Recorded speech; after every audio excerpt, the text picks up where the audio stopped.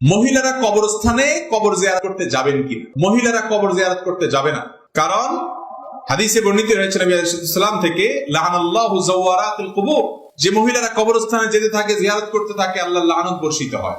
এখন আপনি যদি বলেন তারা কেন যাবে না, তাদের বাপ আছে, মা আছে, স্বামী আছে, তাদের কি আবেগ নাই?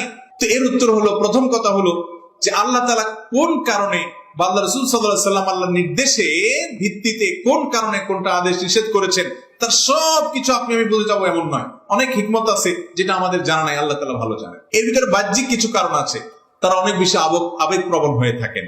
কবরস্থানে গেলে নিজেদেরকে নিয়ন্ত্রণ হারিয়ে ফেলার সম্ভাবনা পুরুষদের তুলনায় একটু বেশি থাকে।